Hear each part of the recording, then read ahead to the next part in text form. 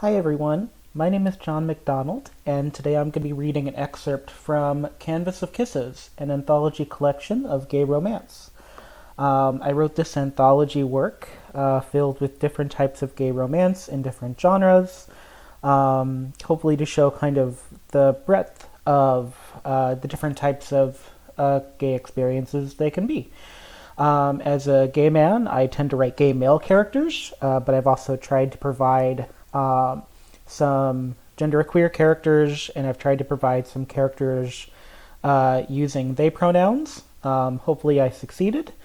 If you like this work, it's available on Amazon for the Kindle or to buy in paperback.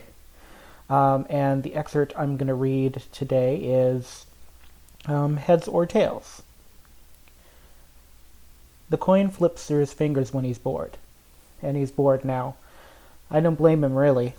A mid-level manager's job isn't to watch his henchmen stir concrete or dig holes.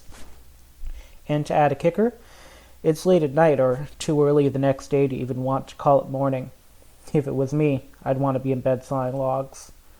They call me Legs. I've always been Legs. Ever since I was 13 and I outran those cops with the package for the guy that owned the block back then. I've been lightning fast like that all my life, and it was just natural that once you've been taken notice of, that you'd join the family, in all its triumphs and tragedies. I don't mind. What else was I going to do with my life? Go to college? On the government's dime? You think we're dirty. Think about them. I've only met the big boss once. He's a guy with fire in his eyes and a stogie in his mouth that makes him expel fire like a dragon, even when he's having a good time. His whole house looks like it was chopped down out of one tree by one of the mean mothers that guards him. He's flanked by men made of pure beef, and though he's rational most of the time, it looks like it's barely contained, something dark boiling just underneath the surface. I wouldn't want to be around when he slips. I guess he knows that about himself, which is why he's got his mid-levels, and they're the ones that keep watch over all the little pies that Big Boss has his paws rightfully in. Since I still live in the old neighborhood, keeping an eye on my sainted mother and running things with my quick legs, Green looks out for me, makes sure I do a good job. Green is a looker. Everybody says so. Dames, fellas, jockeys, garbage men. Anybody that thinks Green isn't a looker either doesn't have eyes or literally had their nose cut off to spite their face. Probably because they didn't make a payment on time. We're a reasonable lot, but eventually we do get tired of waiting. I'm in love with Green so bad. I catch myself most of the time, but there are occasions where I've been staring too long, and I gotta look away before he asks me if he's got something on his nose. He doesn't just look good, he smells good too. He's fastidious. Our red leader is kinda greasy, and black leader is skinny, and I need 4 plates of pasta stored away. Green is beautiful, and not just comparatively. The guy comports himself like a luck-obsessed ballroom dancer scoring all tens. Now, I don't live with my mama, in spite of what some people might say, just a floor above in the same building. Mama likes her privacy and doesn't want to have to cook for me or do my laundry all the time. I don't blame her either. If she don't want to know what being Legs is really like, it's probably best not to have to wash blood or gunpowder residue out of clothing on the regular. I have a dame come in. She cleans once a week. Except the bedroom. I'm hard up, but I ain't stupid. My cleaning dame is pretty sympathetic to my situation. She knows. She tells me, "Johnny?" She calls everybody Johnny. I don't think she knows any other names. She says, "Johnny, you just gotta say something before you burst. You have a temperamental job, Johnny, and you gotta get what you can while you can before you're rubbed out." And she's right. My dame is good to me, too. She brings me fruit and veggies, and her mom makes her a pie to bring me once a week, thinking she can get her little girl in with our crew as my baby. It don't work like that, but if you got the kind of pies that this woman makes, you wouldn't argue with the enterprising sentiment behind the scheme none either. My cleaning dame likes the arrangement, too.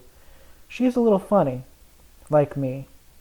We went boozing once, and I couldn't take my eyes off the piano player, and her the girl doing the burlesque number with the fans. It was a pretty good number, so it's not like I blame her any. Green asks me one day if I've ever been a dancer, and I say, "What do I look like, somebody up at the Met?" He asks me if I wanted to learn. I say, "At my age?"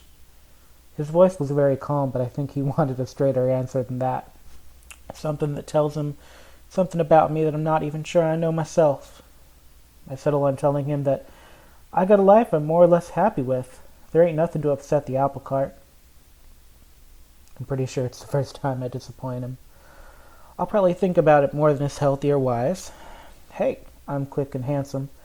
Nobody said I was smart. It's likely Green's gonna marry whatever dame he's been seeing, and she's gonna be the luckiest chick without even knowing it. It'll hurt a little, too, watching him become a made man like that. Because you don't walk down that street and ever look back in our business unless you're the big boss. Bigger men have been taken down than Green before. I'm rooting for his success, but sometimes in life you gotta be realistic in ways you don't want to be. For the record, too, he wasn't all that wrong. I always wondered what it would have been like doing something fun on the vaudeville line. They had this movie once out about this ballet woman whose jerk of a husband is like, you gotta choose between me or you're dancing, and I'm like, this is a stupid thing you're saying, because it's an impossible choice, you dingleberry. And then she up and throws herself under a train track, because that's just the way to get a dame all screwed in the head. If you can't be honest with her, you're gonna be a bruiser. That's what Mama says, at least. I wouldn't know. Mama doesn't ask about other things she doesn't want to know either. Green asks me again about the dancing one night during a stakeout. We're in a car down an alley just waiting for a signal to do something important with a couple of boxes. What's in the boxes? Mind your own beeswax. That's what's in the boxes. He asks me about dancing, and I say, Green, sir, it don't matter. And he says it does, and I say, there can be things you want, but it don't matter because they don't happen.